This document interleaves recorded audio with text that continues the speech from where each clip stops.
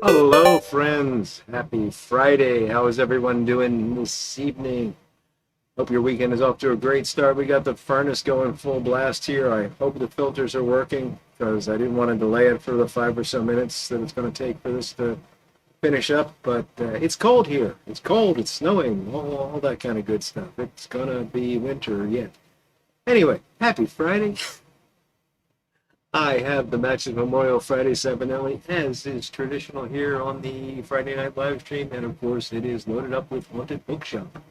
And how is everyone doing this evening? I see we've got quite a few people already assembled.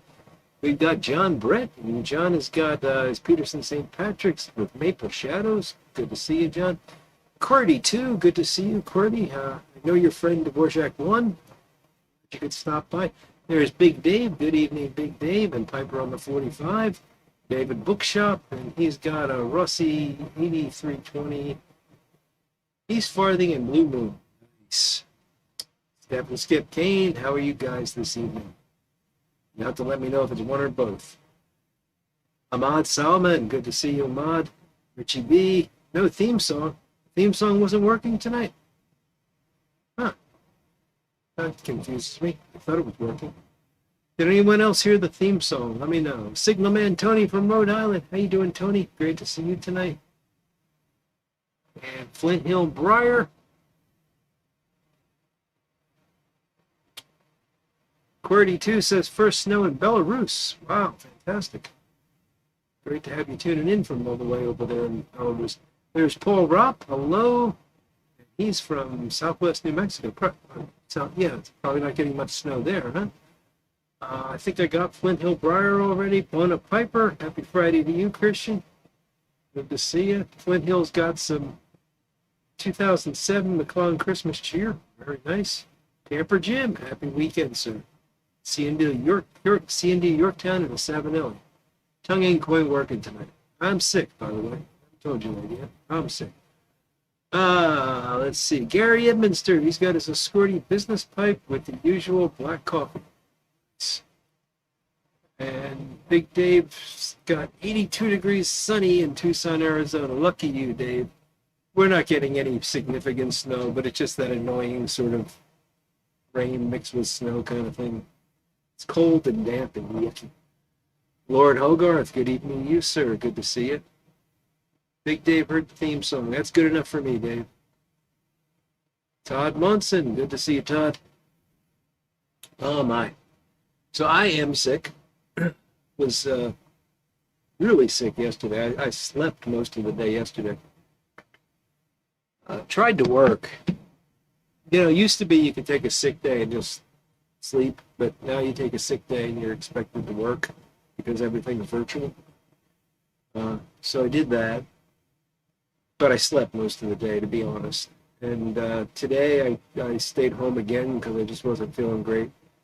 I'm okay today. I'm not like at death's door or anything. Obviously, I'm still having a pipe, so I'm over the hump of the cold. But it hit me hard yesterday. It was really made me sleepy, and I don't like that. I don't mind having a sore throat or congestion. It's the loopiness and the sleepiness that I don't like. But that seems to be a thing of the past. I'm a little stuffy in the nose, but it's not preventing me from having a pipe. So.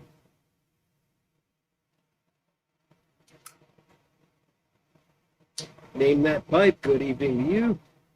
Richie B had coffee and cowboy coffee in the Cobb earlier. Nice. Yes, Big Dave, you do want to stay at least 6 feet away from me, because we all know that's magic. Thank you, Richie. Paul's got his late father's carved meerschaum stuck with SPC Hood Canal. Nice. Hot and sour soup, not a bad recommendation, Big Dave. I had some scarole and garbanzo beans today. If you're Italian, you'll know what I'm talking about. I'm barely Italian, and I know what I'm talking about. But hot and sour soup is good for a cold. Absolutely.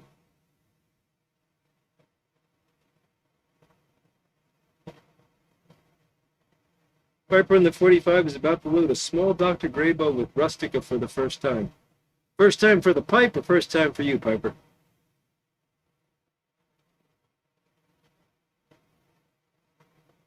James tried C&D Smooth English today and says it was okay. Room note reminded him of a barn in a good way. Mix in some BCA.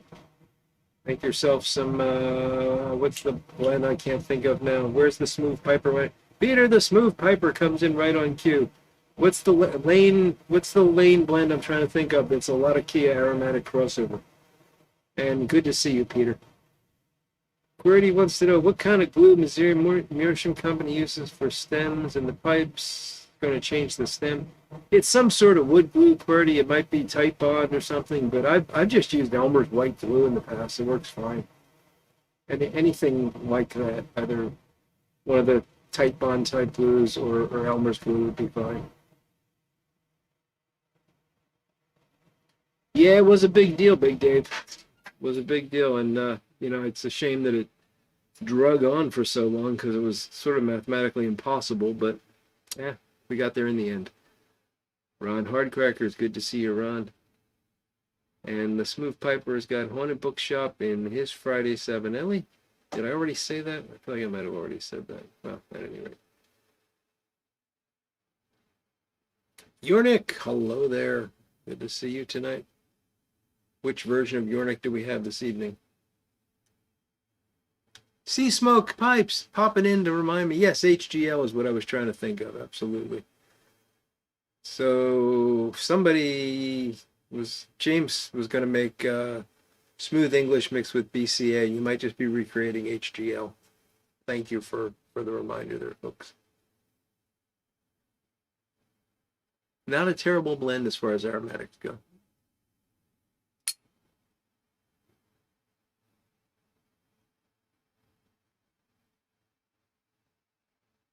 Ah, fantastic, Cole. Big Country Briar holding the bags while the family does the Christmas shopping sort of thing. Good for you, buddy. Nice of you to check in the midst of all that.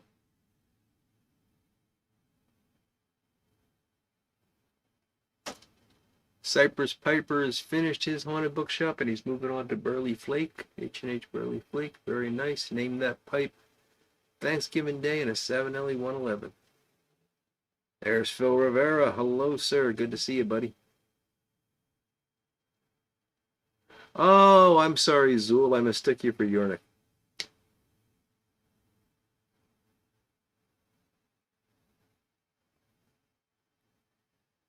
QWERTY's saying he has brand new Missouri Meerschaum pipes, transparent glue. Well, Elmer's, when it dries, the white, what we call here school glue, when it dries, is transparent. My guess is that's what they're using, but I honestly don't know. Or they're probably not Elmer's, but some version of that. Thank you, Paul. I appreciate that. I don't do tequila, but I do have a beverage that'll help me forget about the cold pretty quickly. I'm drinking some Seagram's tonight. Seagram's? Yeah, Seagram's. PVA glue. That's Elmer's is PVA. Type Bond is PVA. Any wood glue will work just fine.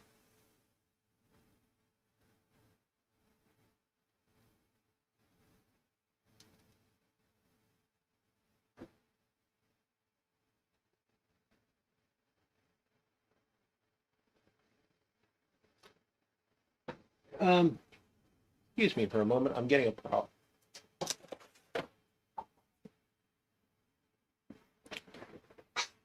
So, QWERTY, this is the pipe, right? And I assume you're talking about this junction here. You want to take this out and put a new piece in there. That is glued in with a PVA glue, some kind of wood glue, or just a simple white glue. This is what I normally call the stem. This isn't glued in at all. This is just a friction fit. So I hope that makes sense.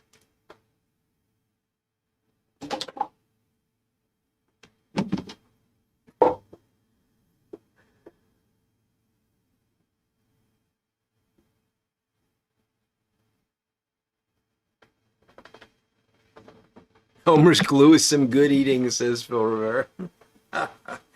So you were that kid.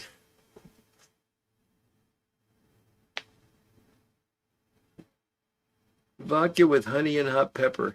Taking a shot before going to bed sure helps. Yeah, but the truth is, Yornik, if you just took the shot of vodka, you'd probably get the same effect.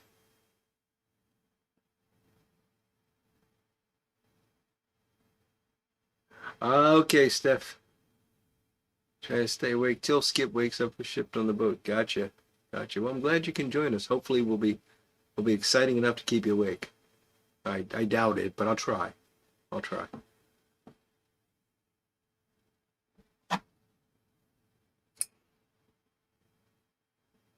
Brandon Jones has got Cuban mixture in a done regular. Cuban mixture is a fine blend.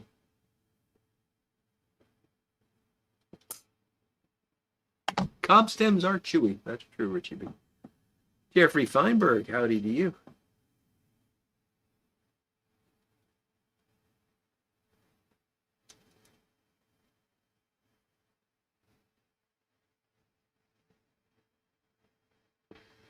Yornik hasn't yet chosen his smoke for the evening, but Kate is having visions of Uh, Caliphas and a church warden. I don't know how to pronounce Lovecraft. I read it and I enjoy it, but I never try to say anything out loud because I just don't know. Flint Hill says that Elmer's no longer has that mint taste that he used to enjoy, so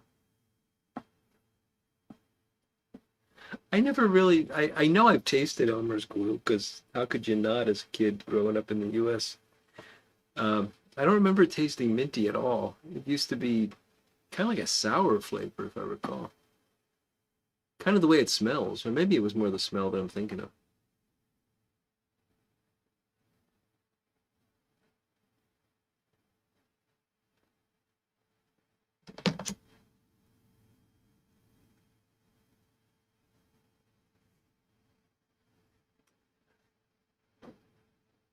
Yes, QWERTY too. So you're talking about this part of, we would call this the shank, this part of the pipe right here. And usually that does not come apart from the bowl. Usually it's just an extension of the bowl. But on the corncob pipes, there's obviously they're two different parts. So that would be called the shank in English. And it would be called the chuckbuck.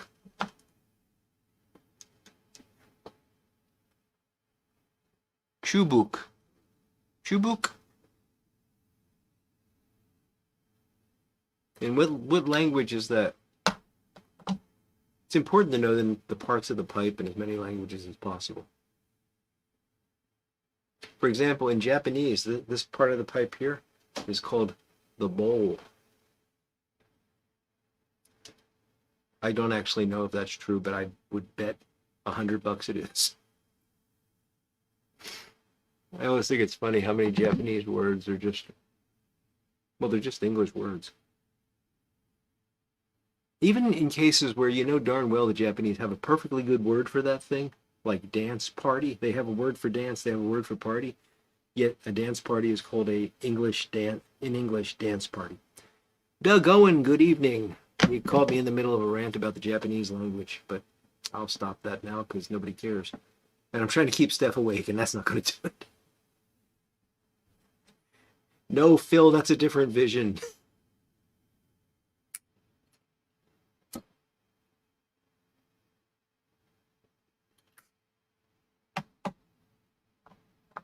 Chris Weber, welcome. Good to see you coming in from Iowa. Strapman has got some glue going right now, and he says it's great. All right. Now is that like 2024, Elmer, or do you have it cellared?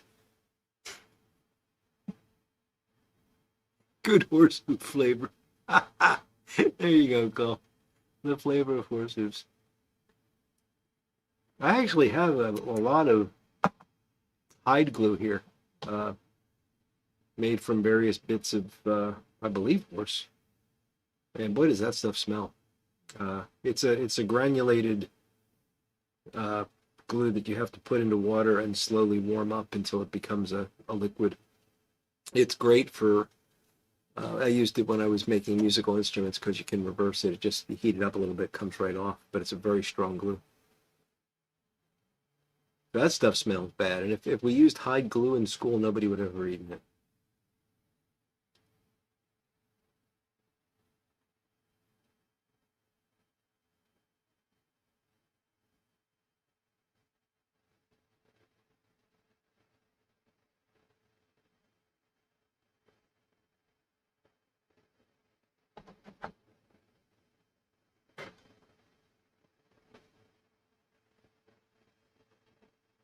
Chinese have no word for transmission, literally called a shift box.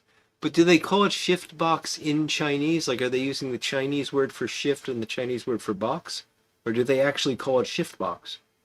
Because that's the thing that I find funny when they just use the English. And I guess we do that for some foreign terms as well, but we usually know when we're doing it.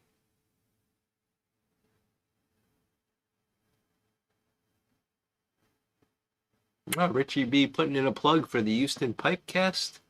Latest episode up yesterday, and there's a recap of the Texas Pipe Show. Sounds pretty cool.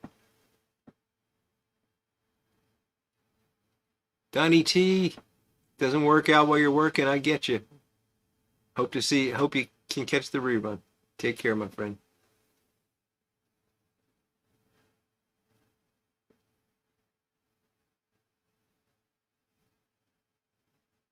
Yes, QWERTY. I don't know what the root of that would be. It doesn't sound too Slavic, I guess.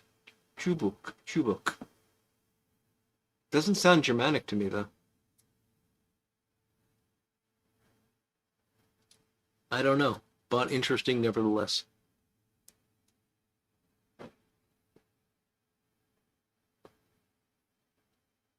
Fish glue was used in pipe making. I didn't know that, Phil. That's very interesting.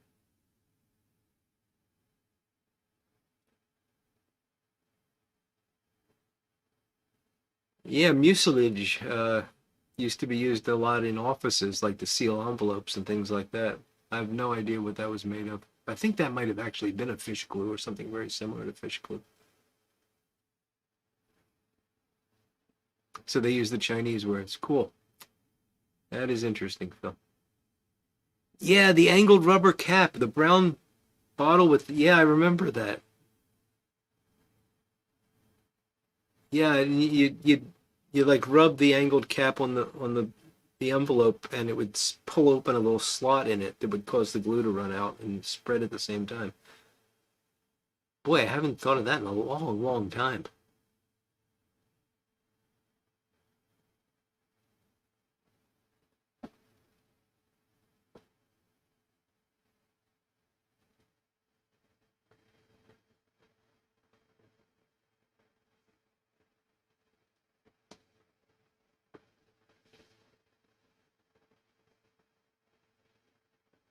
Well, Richie, I know that a lot of like artisan luthiers still use hide glue, and violin makers still use it. I mean, it is very commonly used in lutherie, despite the smell. And there are some furniture makers that use it too, for its sort of authenticity. Crafts occasionally require the odd bit of glue here and there, I'm sure, Steph.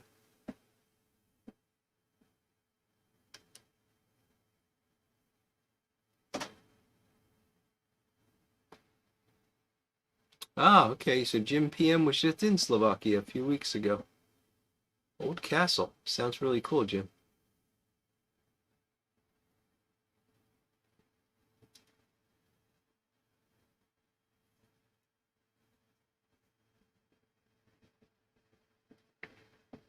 I don't know if glue sniffing is still a thing or not, Yornik. I hope not.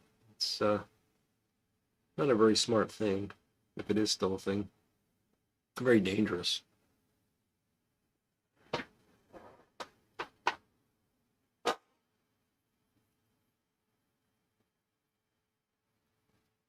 By the way, I didn't. So I was partly trying to not get an Instagram from YouTube. I did not get one last week, and I really thought the way the conversation was going last week, I was going to get one, and I didn't. So maybe they're telling me we have more leeway.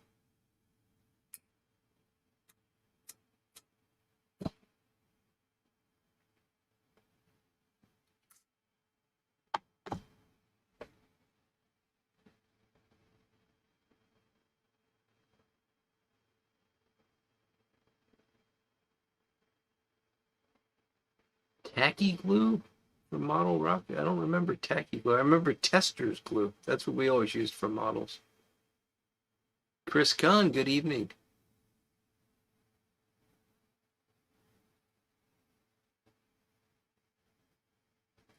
I've seen folks put the cob in the microwave to remove the shank. Hair dryer should work as well.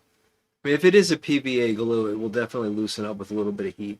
So that's all you need to do is get it warm enough that the glue liquefies.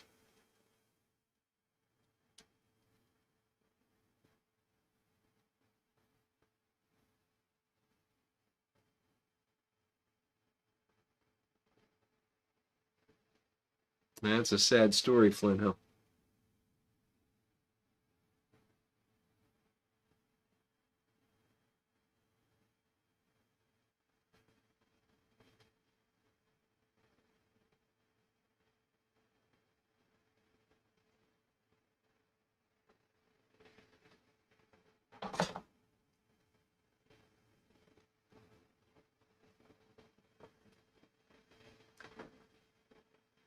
All right, Yornik's going with Awakened Elder for the Lovecraft Difecta. Very cool. Oh, that's right. They did come out with an orange scented tester's glue, Richie. That was that was late in my model building career, but I do remember that. The funny thing is, I think it was just something covering up what would have otherwise been the same stuff that everybody was sniffing. So it just made the glue sniffers a little bit more, made it a little bit easier to sniff it, I suppose. You picked the wrong day to quit sniffing glue. James, that's funny. Yeah, guys, don't sniff glue. I mean, seriously. I know that none of you do. But, I would hate to think that somebody would come across this video on the day when they're really trying hard not to do it and they think maybe a pipe smoking live stream would be the thing that would take them away from it. And here we are driving them right. So please don't do that. It's not good for you. Have some whiskey instead. Smoke a pipe, drink whiskey. Use glue on your models.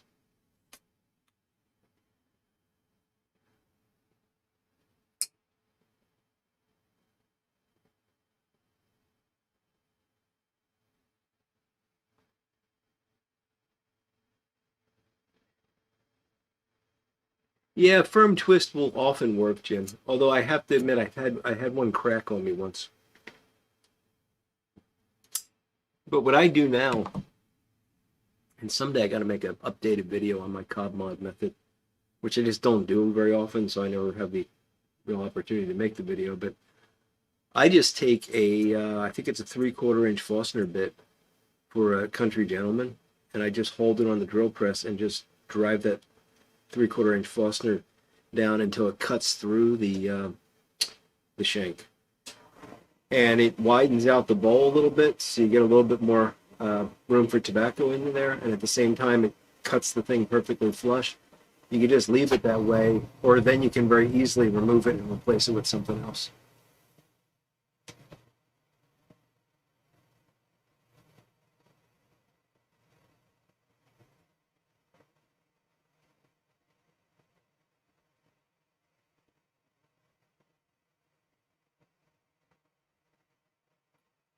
I didn't know that the blue label was actually considered to be non-toxic, so maybe it was a completely different formulation then.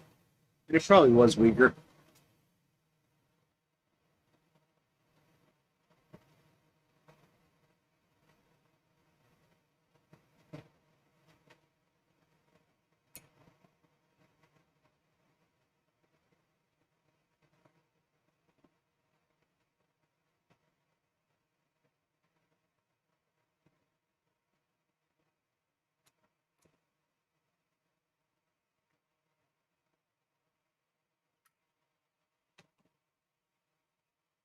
Interesting theory there, Phil.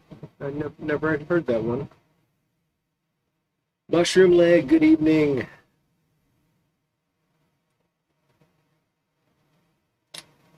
Yeah, Doug, another movie reference went over my head, probably.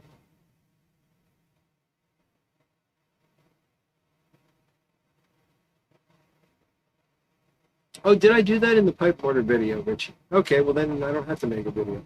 Well done.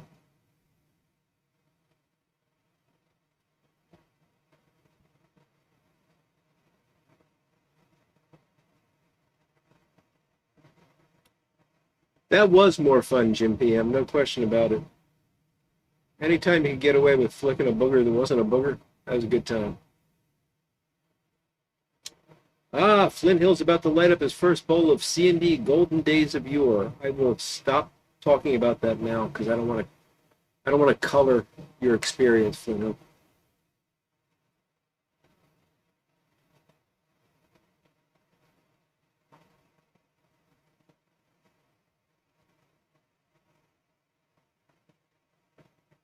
Ah, bourbon, whiskey, they're all brown liquors, Yornik. I have a terrible habit of not distinguishing between bourbon and whiskey, and I know that the bourbon aficionados would nail me to a wall for that. But if it's brown, it's whiskey, unless it's like a dark rum. But you can taste. I can easily tell you the difference. I can tell you the difference by smell between rum and whiskey. I cannot tell you the difference by smell between whiskey, bourbon, and scotch. I'm not saying you shouldn't be able to. I'm just saying I personally cannot do that because I'm not a. I just like it. I just like to drink it and uh, don't get all that much into it. So sorry to all you bourbon snobs. Speaking of which, where's Odie been? Haven't seen him in a while. You been in touch with him, Cole? Oh, Cole's off to the Space Mountain. All right. Take care, folks. Take care, Cole.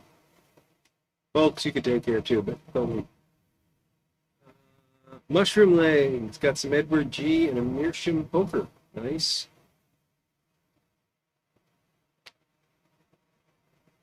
Bourbon is a type of whiskey. Oh, good. Then I'm not wrong. I'm probably wrong in some other way.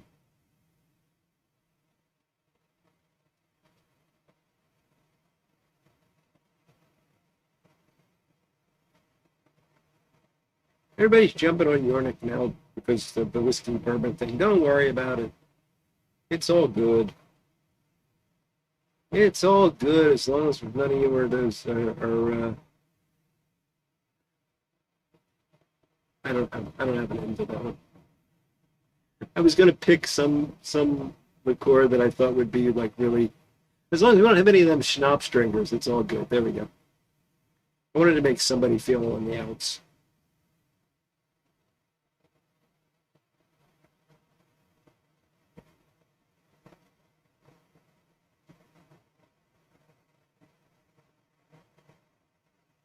I do like the occasional rum, Yornik. Um, Piper on the porch. Have I or anyone ever tried a thing? I put my glasses on for this one. Have ever tried anything from Georgetown Tobacco? I've been to Georgetown Tobacco in Washington. I didn't buy anything when I was there, actually, but I did look around the shop. It was quite nice. They didn't have much of a selection, though. They had some nice pipes. They had some humidors and things like that. They had some tins. I don't remember them having any like house blends or anything.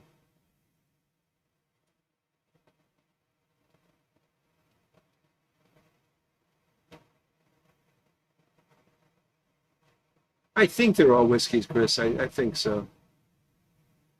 Patrick, can you differentiate Scotch and bourbon by smell? I mean, I can differentiate them by taste, but I don't think I could do it by smell.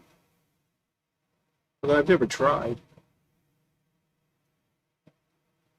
And Patrick's got H and U Zulu and 673 KS St. Nicholas. Nice.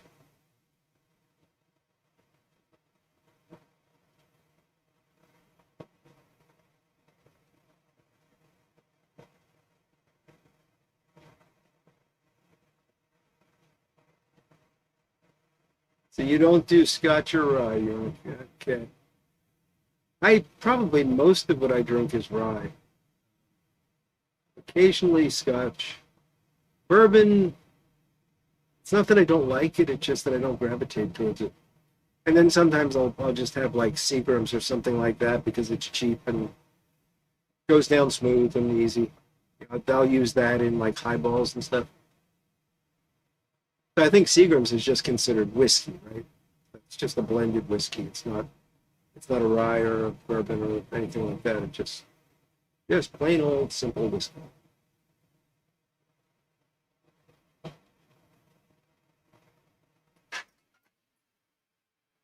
Schnapps is nasty stuff, but it was a big part of my formative years because that's what, how shall I put this? That's what the ladies liked to drink when I was a young lad.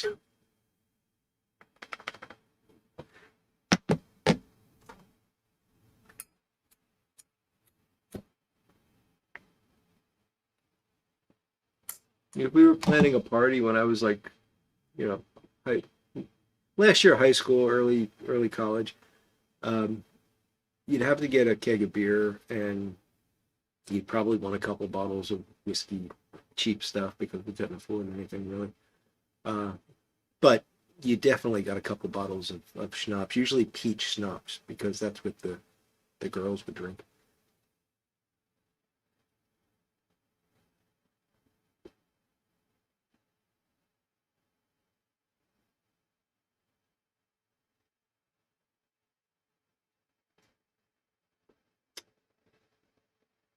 Oh my goodness, Tamper Jim.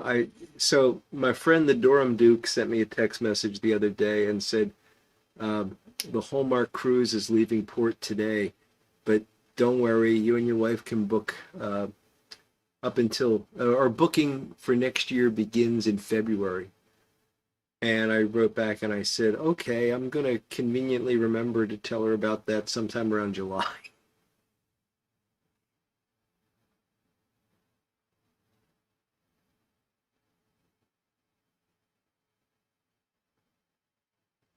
Northern Annoyance, that's a good one, Richie.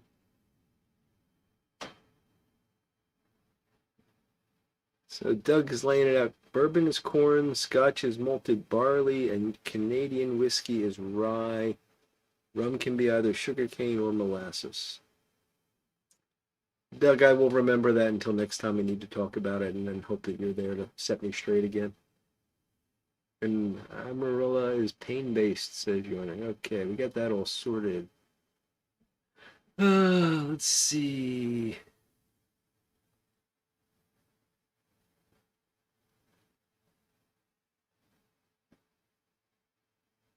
Eyeballs with brandy and 7 Up? That's interesting.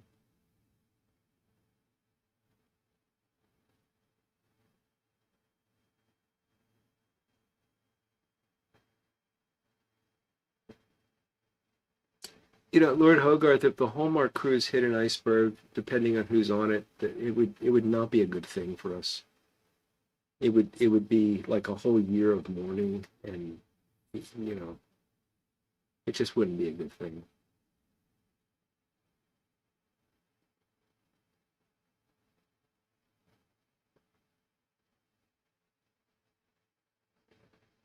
Okay. American whiskey is part corn and part clear grain. Gotcha.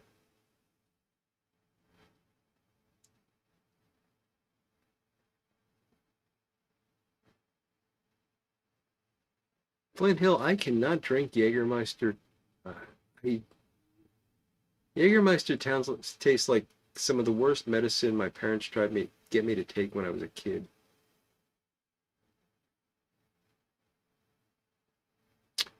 Georgetown tobacco is not what it used to be, says creator. Okay.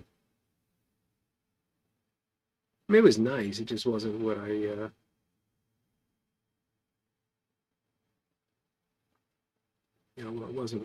wasn't that great. I thought it was nice though. Nice store. It just didn't have an extensive collection. So, Chris, I might have said Three Nuns is a November tobacco. I do often enjoy smoking it in colder months. Uh, Open first tin tonight. I hope you enjoy it. Is it the Three Nuns, the original one in the black and red tin, or is it one of the more modern variants? One was green, and I don't know. They had a couple different versions come out, but I like the original style. Uh, it was Standard Tobacco reissued it, but it's just the one in the red and black tin. The one with the dark fired Kentucky without the perique.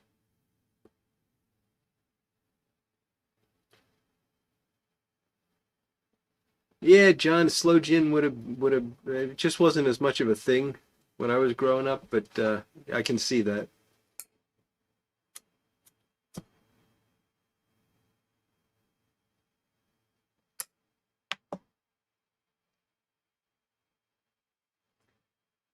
You worked in a liquor store as well, Doug. You are a man of many talents. Everclear is a fine paint thinner. I use it to clean pipes too.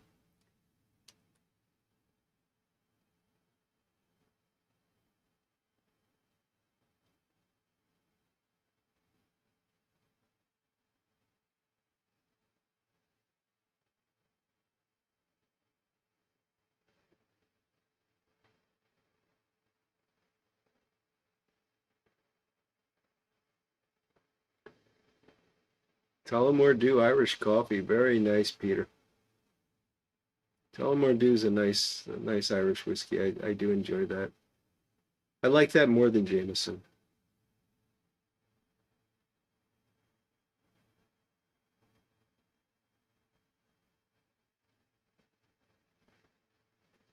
You can drink Jägermeister straight.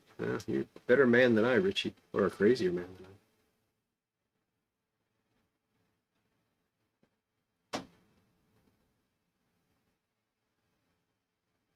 Moonshine in a mason jar. There you go, Gary.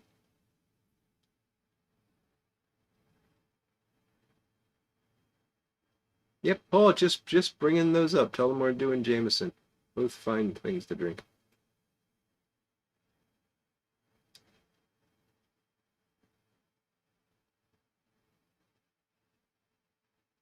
Black and red tin from McBaron. Okay, you got it, Chris. I hope you enjoy. All right, have you tried it yet? And if so, what do you think?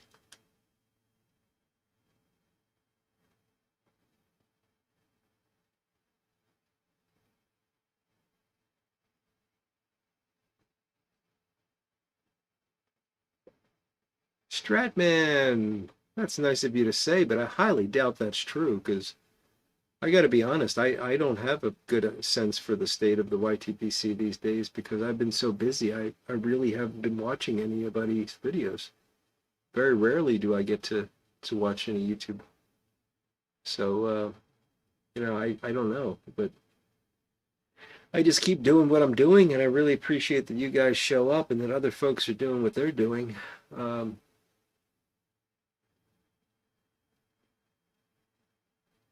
Nuns have fun. Mushroom leg. I knew a lot of nuns growing up that were quite entertaining. They know how to throw a party, I'll tell you.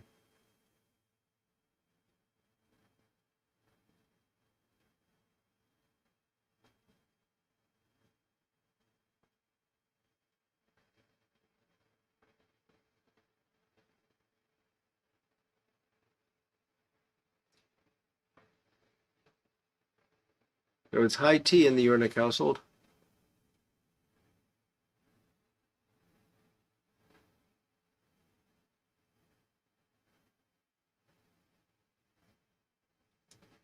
Northwest pipe smoker. Tooth may not be long for this world. Uh-oh. You got a tooth problem there, Tom?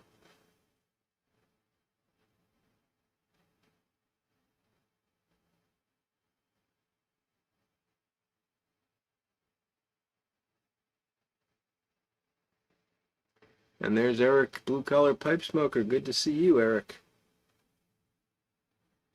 Somebody asked about the state of the YTPC, and the YTPC stalwarts start rolling in.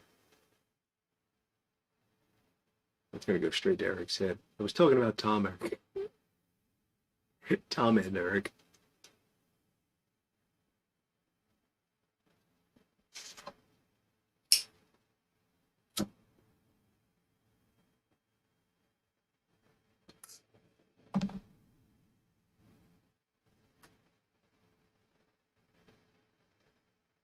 She really liked drinking tequila, but it made her clothes fall. Oh, that's a good one, Ron.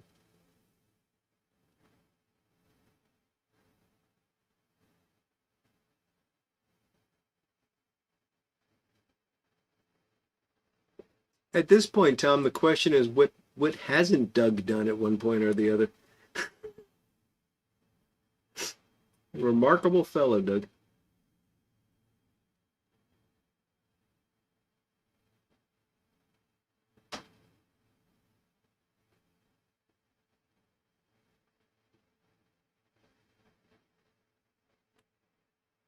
Absolutely, Doug.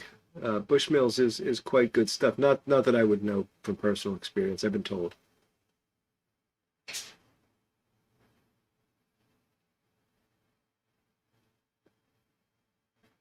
I have had some mushroom coffee, Steph, and it's surprisingly good. I was very impressed by it.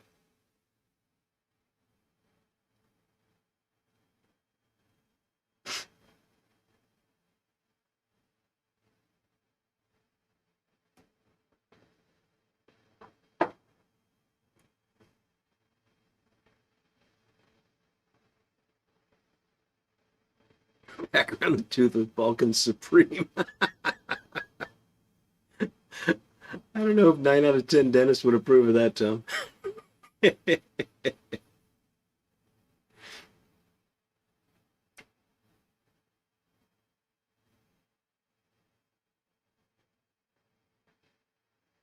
Hey, Eric's got a free 2-year-old. Anybody wants one?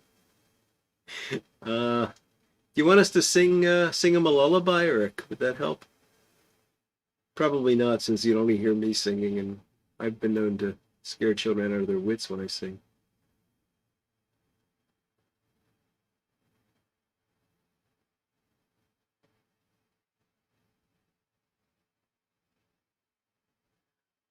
Tomorrow's the slow smoke contest. Yeah, Doug, you might have an unfair advantage there.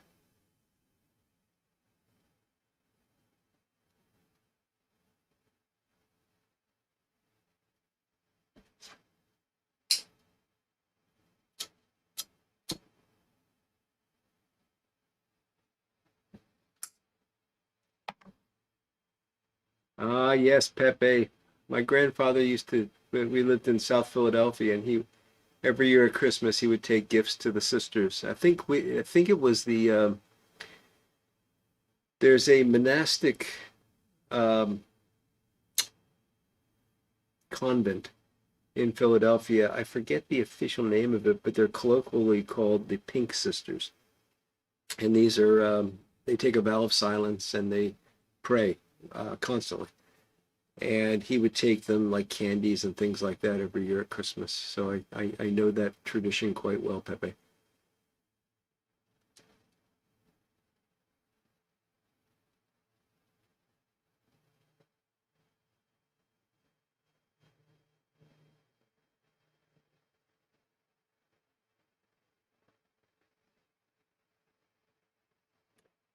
Creator wants to know if anyone likes Rolling Rock.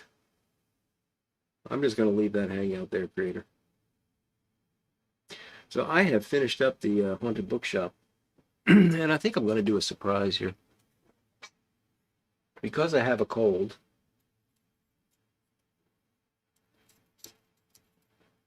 get the dial out here. Because I have a cold and I'm not tasting much anyway, and I already I was feeling better this morning actually, and I had some Thanksgiving Day. Maybe that's why I feel worse now. It's Thanksgiving Day, but I have been smoking the Thanksgiving Day quite a bit and enjoying it. I moved it into a jar, as you can see here, and I'm going to do a full impression of this Sunday. So I'm not going to smoke this tonight. Instead, for reasons that I don't quite understand, mostly to shock Everett, who's not here tonight, I got out this jar of number 10 Downing Street from 2005. This was given to me by someone at the first pipe show I ever went to. Walked up to me at the New York Pipe Show. I cannot remember his name. I think it was Robert something. He said, "Hey, you're CaneRod Piper. You like number 10 Downing Street?" And I said, "Yeah, that's right." And this had been out of production for quite a few years. And he said, "Here." And he hands me this jar. And I'm like, "Oh my goodness." Um, and I asked him if, I could give him anything in return. He said, "No, no, I just don't like it. And I knew that you liked it, so I thought you'd enjoy it." So thank you, Robert, I think. Uh, Number 10 Downing Street's a light English, which is unusual for me, but that's what I'm going to be smoking tonight. And I'm going to smoke it in my good old basket Dublin, I think. One of my oldest pipes.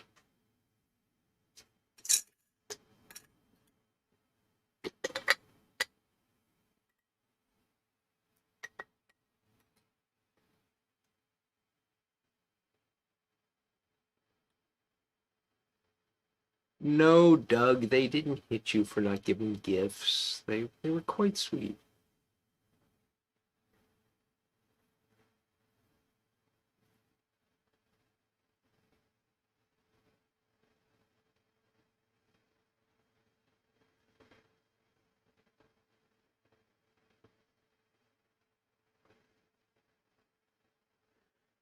Stratman, some people say the Haunted Bookshop cake tastes exactly the same as Haunted Bookshop. I actually found it to have less flavor somehow.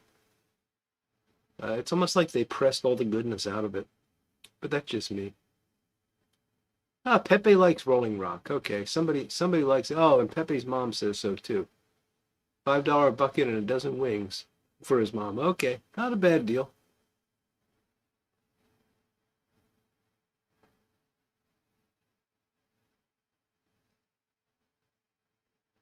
Amen, Northwest Pipe Smoker. That is kind of generosity. I mean, I've seen it many many times, and it's a wonderful thing.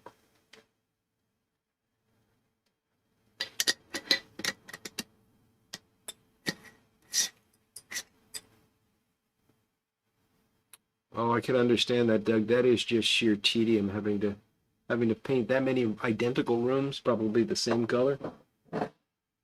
Not a good way to spend a summer.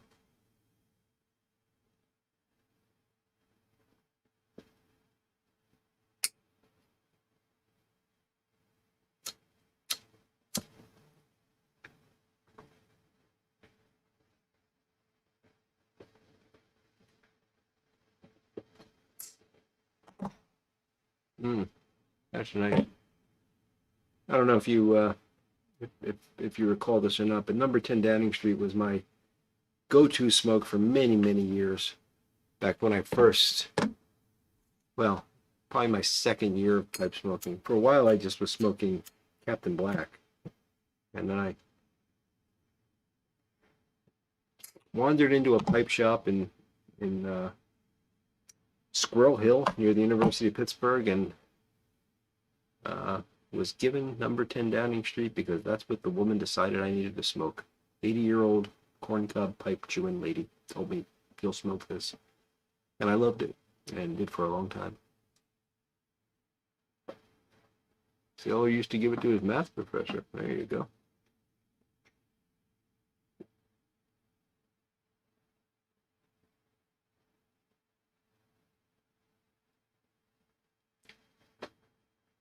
No, I do have the North Pole peppermint cocoa, whatever that stuff was, in a jar for Christmas, but not in November. Piper on the 45. No mint tobaccos in November. Oh, Eric's upped his offer. You now get $5,000 with the free 2-year old.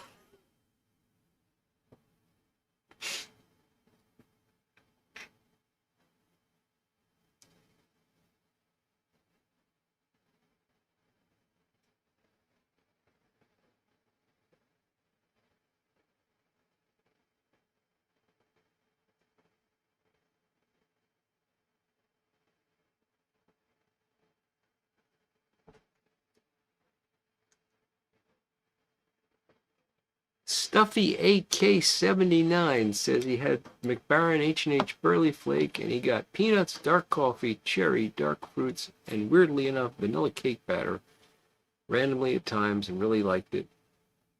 Should he get Kentucky Dark Fired?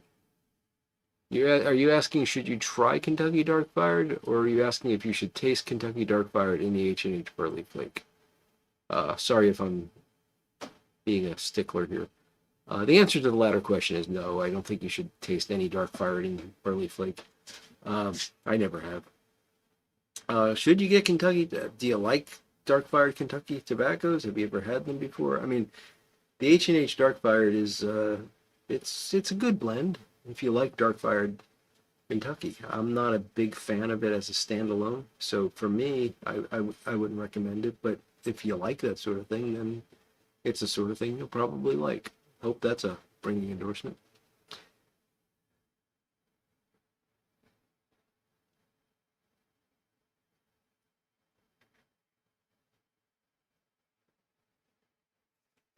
Okay, so Doug has given us a Christmas hint. Oban, 14-year-old wolf from the Highlands. That would be a nice Christmas gift for sure. Anyone know if the Seattle Pipe Club blends are going away? No idea.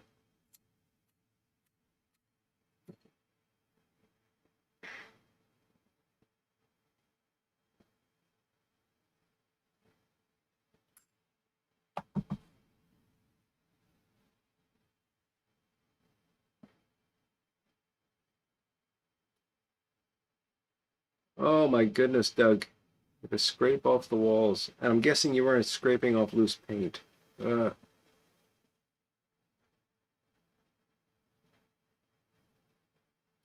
it's a good point, Bona Piper, that you do have to go through that process really realizing what you don't want to do for the rest of your life.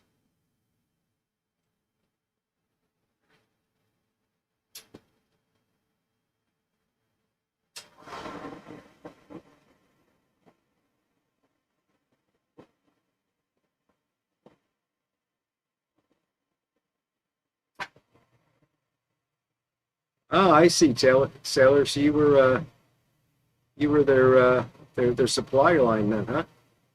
That's pretty cool.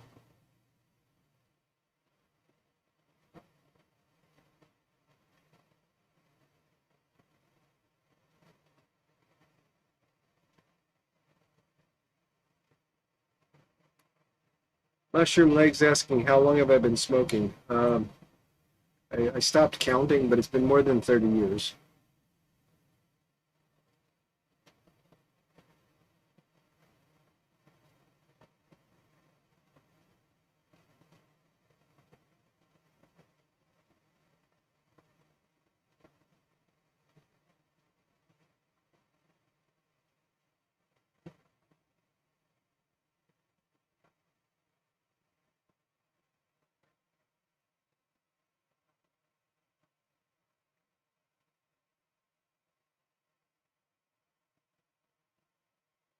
Hey, John, there's a lot of people that smoke Captain Black Original.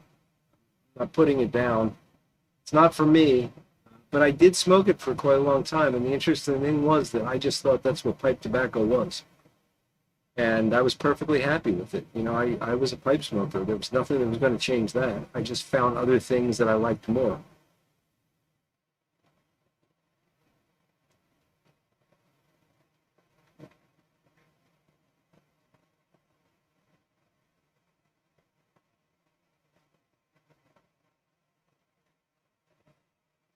Getting a, getting a gurgle off this for some reason. Doesn't normally happen with this pipe.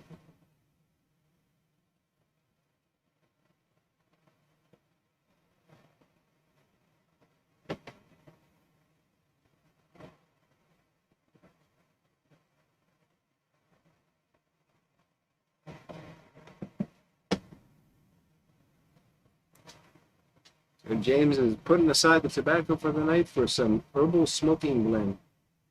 Sounds nice.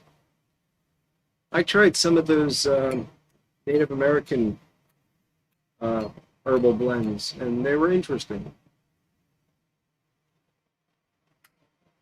Not a replacement for tobacco, certainly, but flavorful and yeah, very interesting.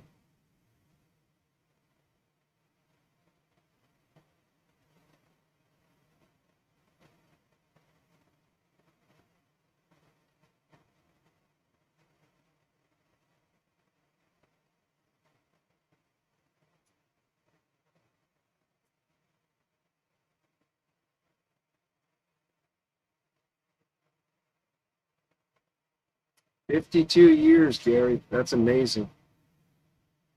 That is impressive.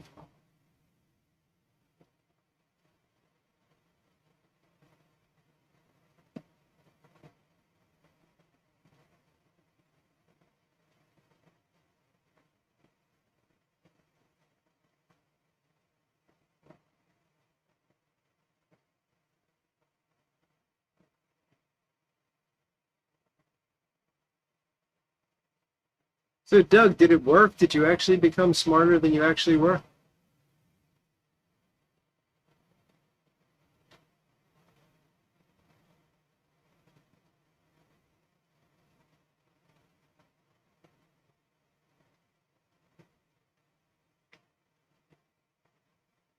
Not all bent pipes, Richie. I mean, bent pipes are certainly more prone to gurgling, but uh, like this one, for example, I do not normally have problems with. But this is not the first time I smoked this pipe today. I had some other tobacco in it earlier, so that might have been the problem.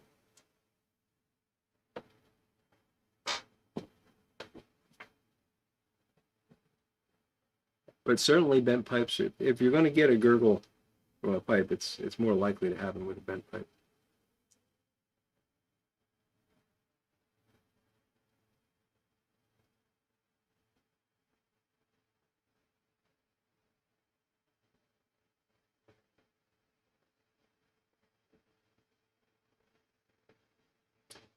So they are closing the Sutliff factory in Virginia then, Tom.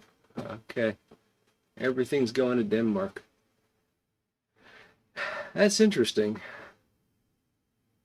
It would seem like that's going to lead to, well, it's probably taxation's making them do it, but there's going to be more taxes bringing it into the U.S. then. Interesting.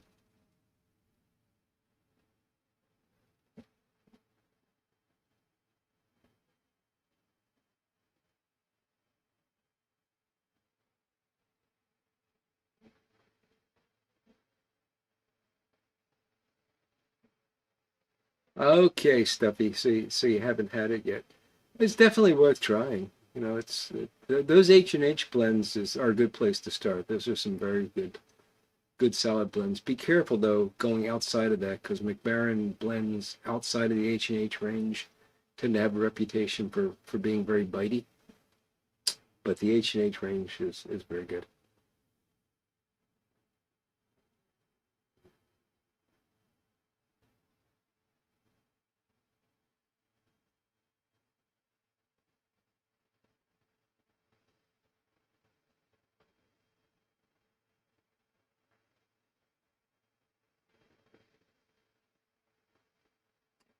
The Smooth Piper is asking if anybody has picked out their holiday blends yet. Yeah, I'm pretty certain I'm going to get out a tin of that. I always forget who makes it. The plum pudding, but not the McBaron stuff. The is it Galleth? Samuel Galleth? And I'm going to get out the jar of North Pole peppermint cocoa mint mocha peanut butter sugary sweet whatever that stuff is. There's Armchair Piper. How you doing, Ed?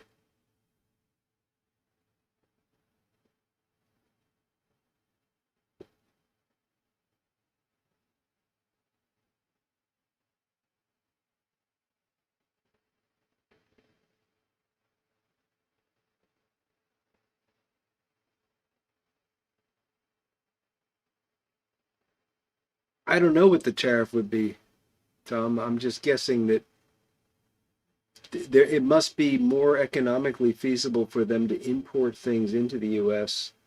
than for them to manufacture things in the U.S. So for whatever reason that might be. And Doug, number 5 is not too shabby. Of course, it depends on how many people were in the class, but I'm assuming it was more than 5.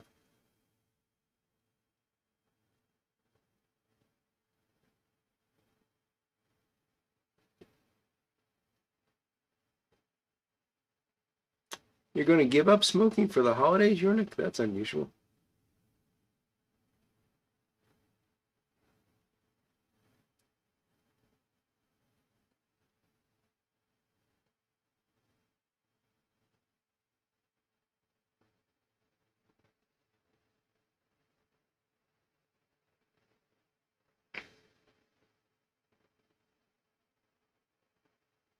I guess the H&H blends are unstable as well now, Chris.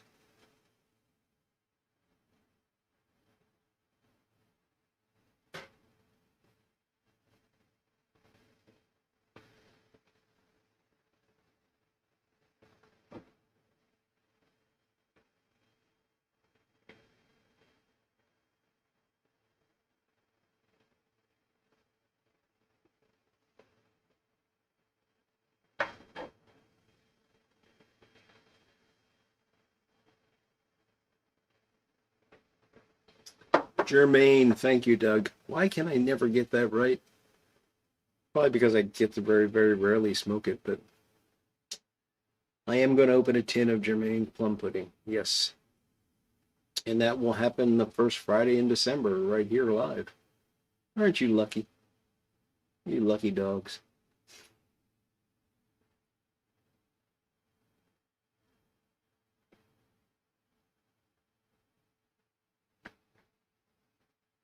Save it for December, Peter. Don't crack open the Christmas cheer until December. Get past Thanksgiving. Hey, we will be having Thanksgiving before the next time we all get together. Our next meeting will be on Black Friday. Yay. I hope you all do what I do on Black Friday, which is ignore it.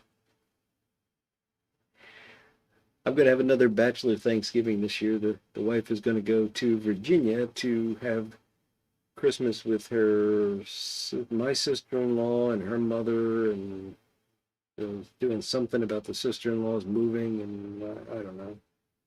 And I said, well, the dogs have been counted a lot lately. I'll just take care of the dogs. So that'll be cool. Don't know what I'm going to do yet, but probably not something traditional. I'm not a big turkey and stuffing and sweet potato guy. I like it, but not when it's just me and the dogs.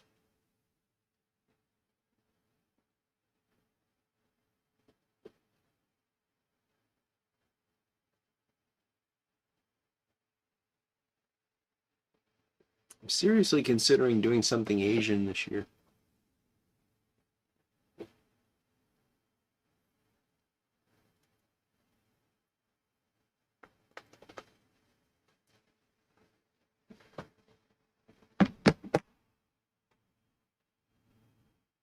Doug, I don't think that's going to help me, even with the Australia reference.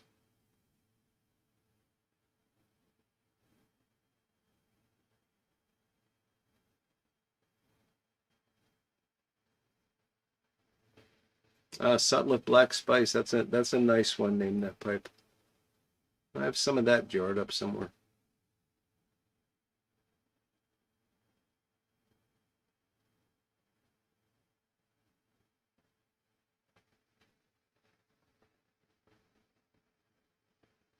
Makes sense, Peter. Save it for Christmas. Yep, and enjoy it.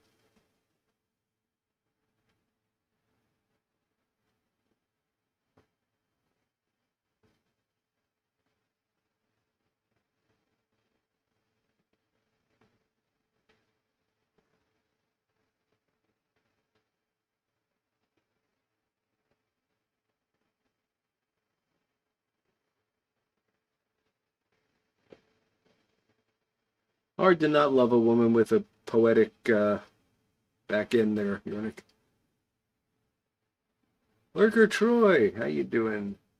Teriyaki turkey? No, no, I don't want to have a goose. I'm gonna try to avoid the turkey. Hawaiian spam? Brisket? Yeah, we actually have been doing brisket for Christmas for a while now. We used to do a standing rib roast, but that was a lot of work and stuff. And my wife found this really good slow cooker recipe for brisket, and we used to, when I was a kid, we'd have turkey for Thanksgiving and turkey for Christmas, and that was pretty standard. Sometimes a ham would sneak in there at Christmas time, but it would sort of be second fill to the turkey. If it was like a big family dinner rather than just my own family. But yeah, my wife and I have been gravitating more towards beef for Christmas. But yeah, I don't know what I'm gonna do. Last year I went Italian. I think I made spaghetti with sausage and meatballs.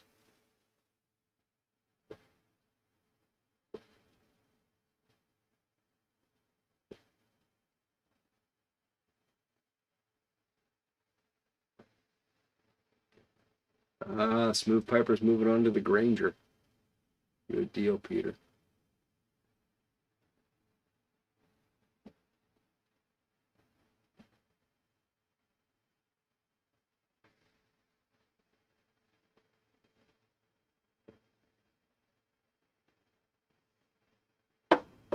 Goose can be very good, Rich. Yeah, I'm thinking seafood. I'm actually thinking of what I've been really looking into a lot is a noodle soup called laksa. If you're at all familiar with Malaysian food, and there's one called Assam laksa, which is a sour tamarind fish broth based. I was thinking about making that just to challenge myself because I've never made anything quite like that. Most of my cooking is either like standard American stuff or Italian, and occasionally I'll venture into something like a stir fry, a fried rice, something like that. But Rarely do I do like Indian food or authentic Chinese food or something like that. And this would be Malaysian, something different.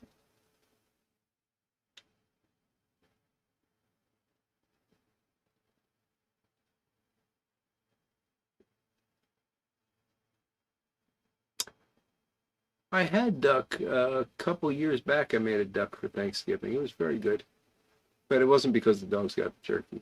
I just wanted to have something different.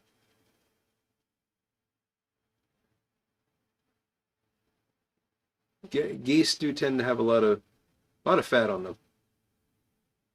Indeed.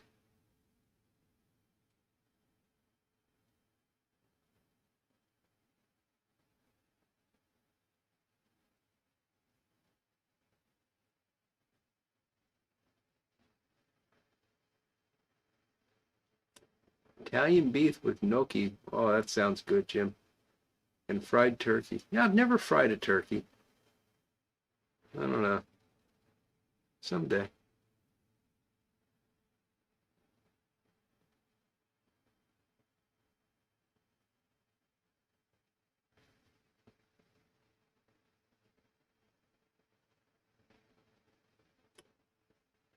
Oh, that's very sad, Ron. I didn't know him, but Ed Duncan has passed away at the age of 82.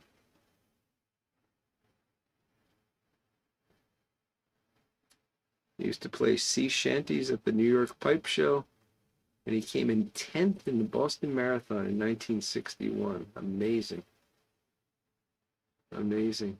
Well, may he rest in peace, and we'll all raise a bowl to the memory of Ed Duncan. Smoke one for Ed.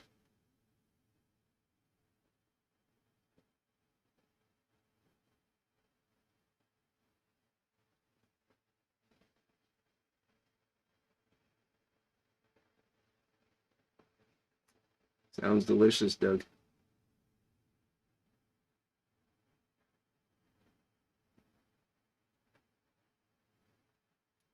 Aim that pipe switch into Father Dempsey for the last bowl of the night.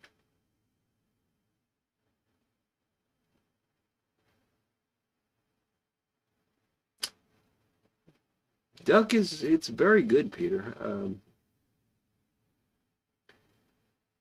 Cooks fast, a relatively small bird. Can be greasy, but if you cook it right. If I remember right, you want to cook it at a really high temperature. Like it's one of those things that you don't want to cook, you don't want to overcook it, but you want to get the outside crispy and sort of get that fat bubbling off of it quickly. But look up recipes because I don't know what I'm talking about.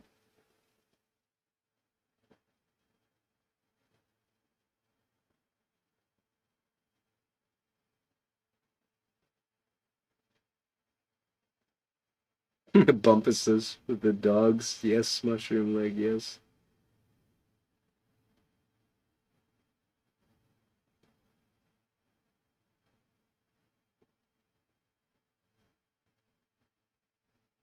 Strapman might pack his pipe with meat.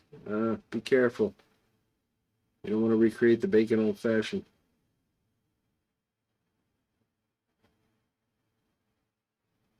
Oh, Richie, you got to move.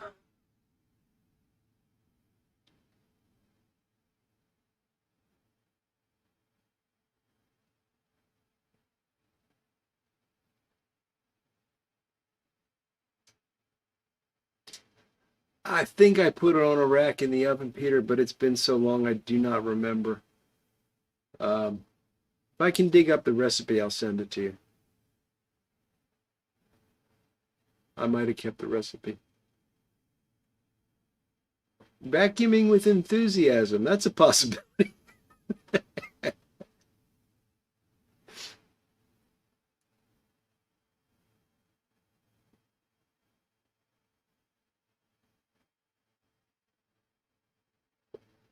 Sailor usually has duck for Christmas.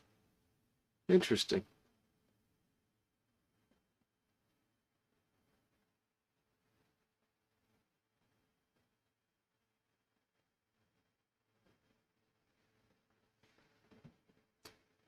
Oh, what did I?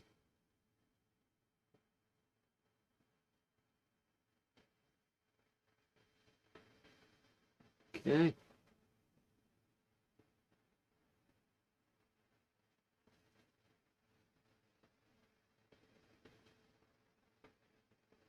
A box of quackers. Ha ha ha.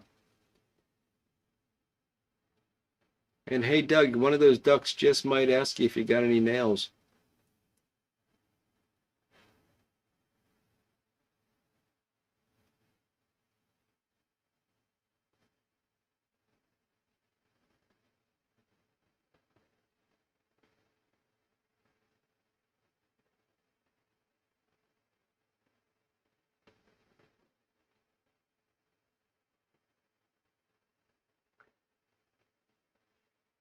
I bet he's smoking some haunted books.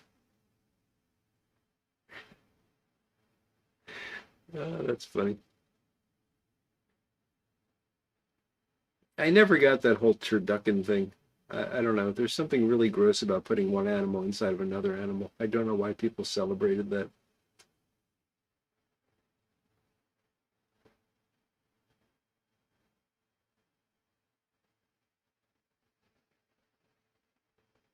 That was scary, Mushroom Lake.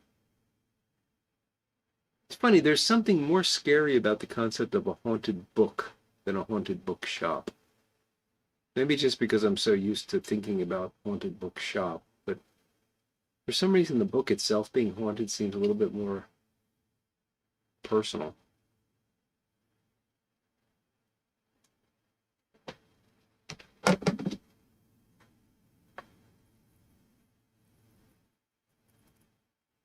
Haunted bookshop in Corleone. Gotcha, Pepe.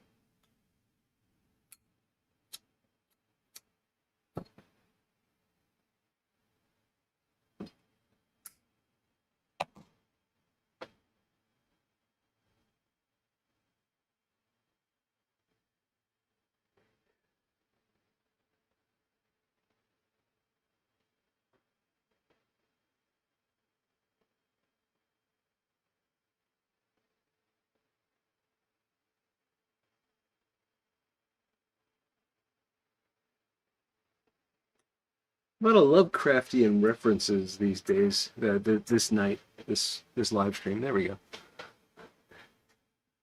Mushroom Leg bringing up the Necronomicon. It was all Yernick and Kate's fault for starting us out with those eldritch blims.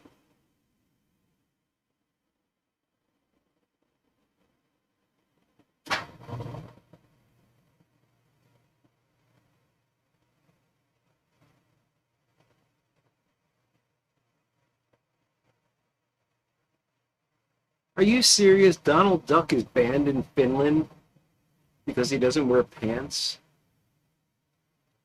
He's a duck. I mean, if you want to ban something, ban Mickey Mouse for wearing pants. He's a mouse. Mice don't wear pants. Old Uncle Mike, how do you go about making the giraffe toe in a slightly bent horn stem more open?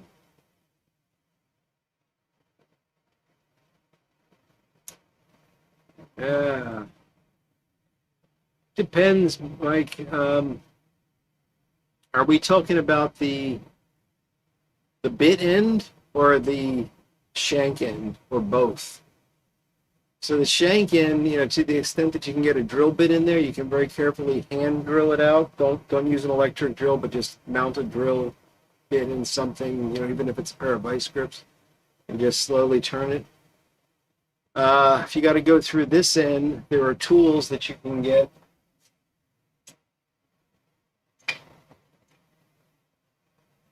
Like this, which are wire files, and they let you go in.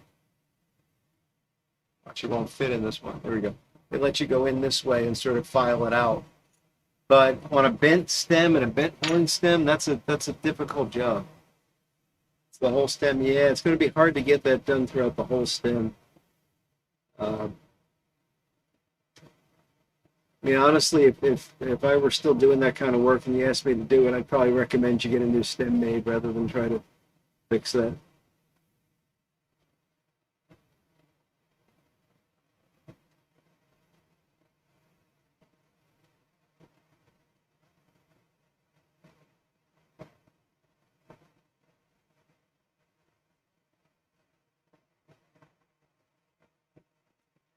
Good point. A haunted bookshop you can leave, but a book might go home with you.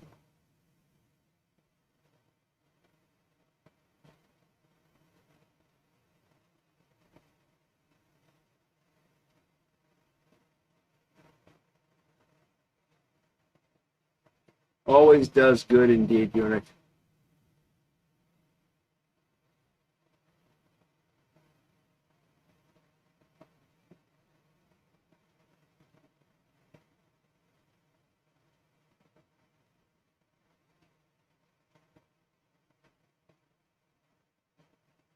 Doug, that's a different kind of mouse.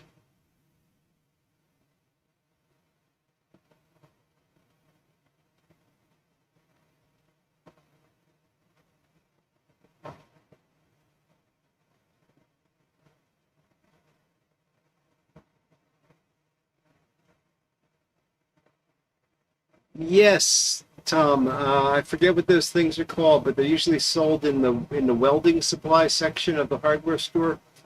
And it's a little set of these fine wire files that are used for they can be used for propane orifices or for the orifices in welding gear to clean them out or widen them out.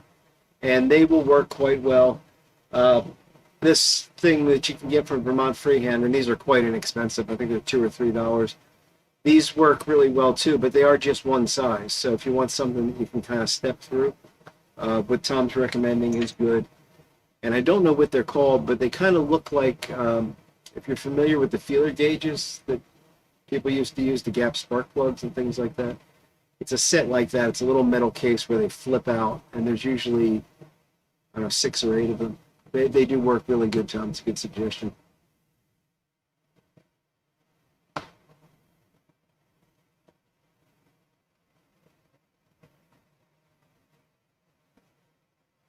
Next to the Frankenstein. This? Is that what you're referring to, Flint Hill? Listen.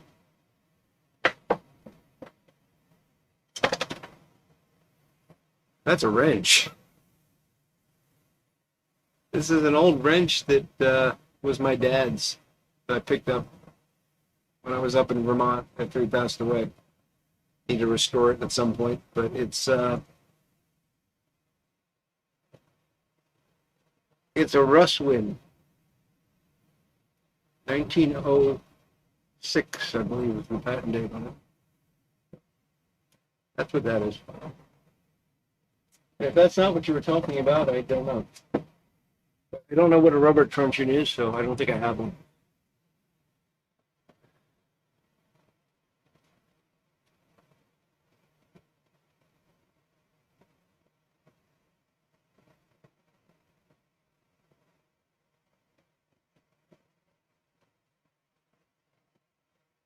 Psychopathic Gaming. Is there a blend off the top of my head that I recommend for a morning smoke with a hot drink? Yes, it would be Carter Hall. I always liked Carter Hall with coffee. Next one that comes to mind is the Low Country Virginia Burley. That's what I've been smoking most in the morning these days.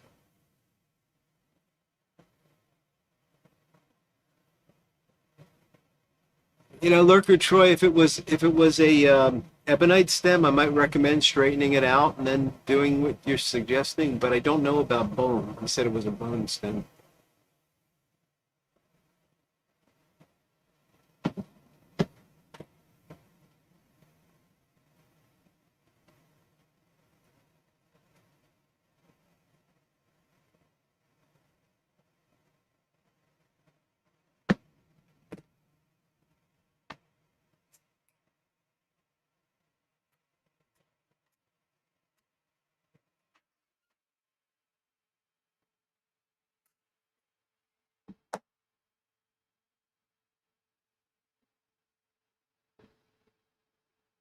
Never saw Jason Takes Manhattan, but could be Mushroom Leg. It wasn't my wrench. I'm sure about that.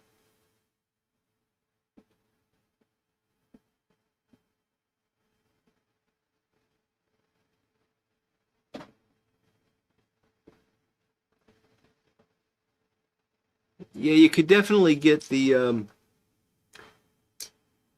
files that folks are talking about. I wish I could remember what they're called. I might have a set of them. How much do we got time left? Let me see if I can find them. I'll be right back. Don't go away. Hang tight.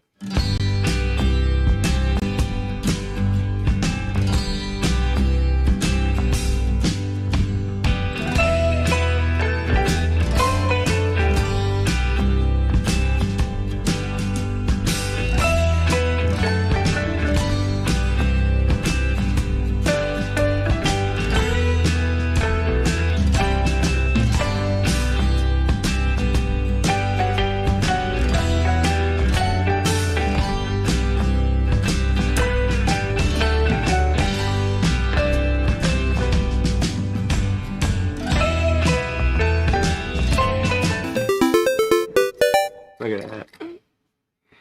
These are called tip cleaners, used for a cleaner drill. I don't know what that means, but that's what is written on the back here.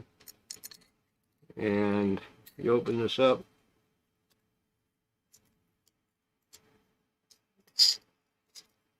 And you get a variety of these little wire.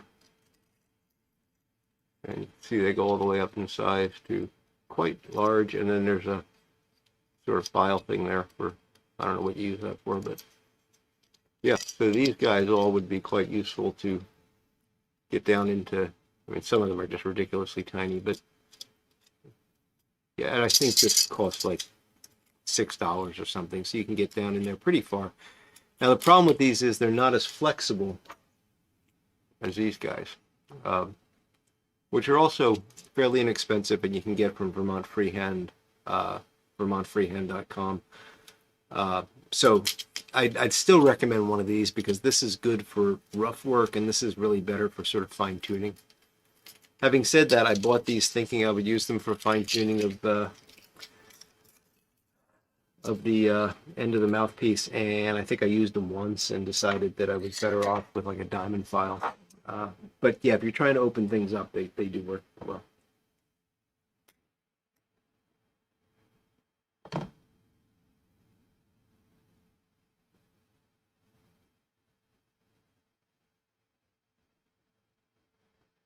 They would have to be flexible to get around the bend, Uncle Mike. And honestly, this will do it. So this will get around the bend. But as you're filing around that bend, you're going to be filing the top or maybe the end of it more than anything else, and it's going to create inconsistencies at best, and there's a chance that you're going to file through the stem. I really would not try to open up a bent stem. If the restriction is just in the mouthpiece, I would try to do that. But if you got to go all the way around the bend, you're better off just having a new stem made.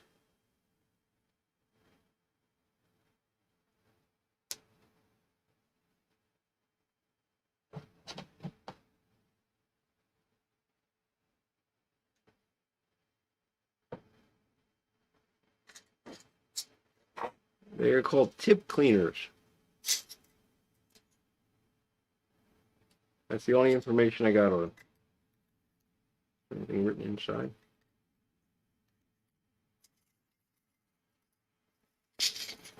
Just tip cleaners. And there's a bunch of numbers I do not understand. Like there's a 6 with a 77-76 next to it. Goes all the way up to a 26, which has an S1-49 next to it. I don't know what that means. I'm sure there's welders that know exactly what that means, but these were in the welding supply center, I believe at Ace Hardware.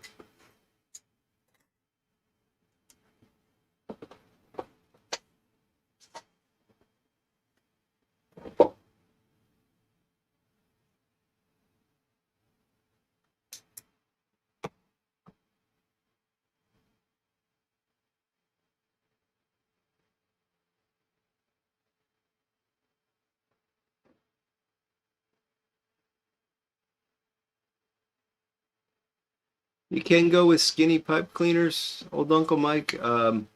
They do make pipe cleaners specifically for falcon pipes that are quite thin.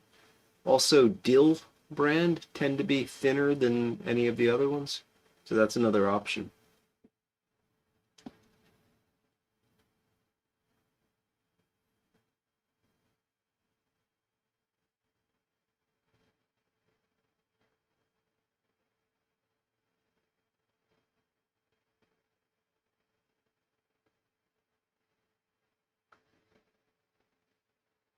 Oh, there you go. Ron's got another use for the orifice cleaner, torch cleaners for black powder musket users.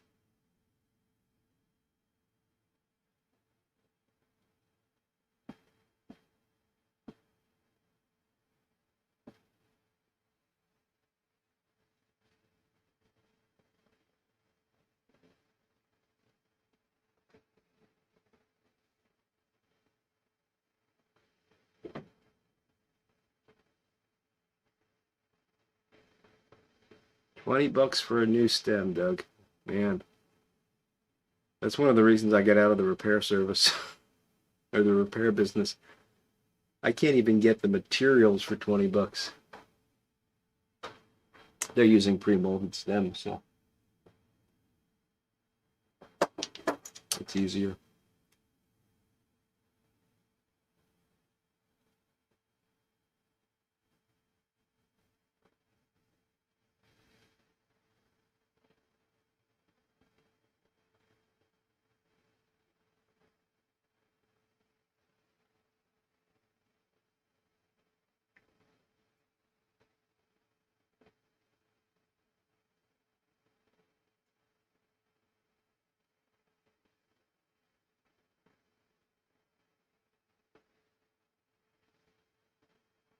I agree, Doug. I really don't like a restricted draft hole. I've known guys that prefer them, oddly enough. But yeah, for me, I like it wide open.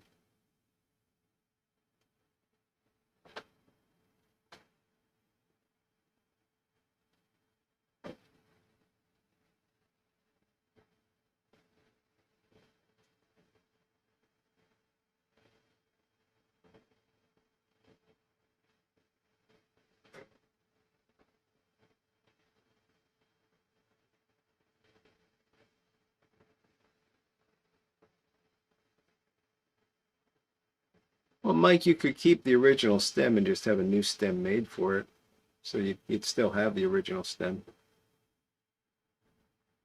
But, you know, to be fair, it was originally designed that way because that was the fashion at the time. Some very narrow draft holes in some of the molder pipes.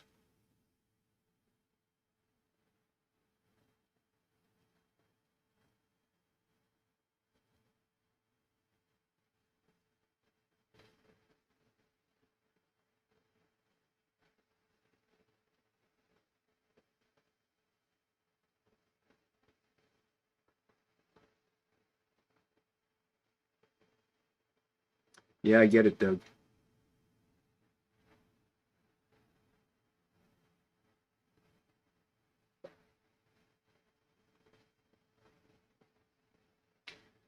Well, folks, I have reached, I believe, reached the bottom, if not close to the bottom, of this lovely bowl of number 10 Downing Street, which has played quite nice with my cold.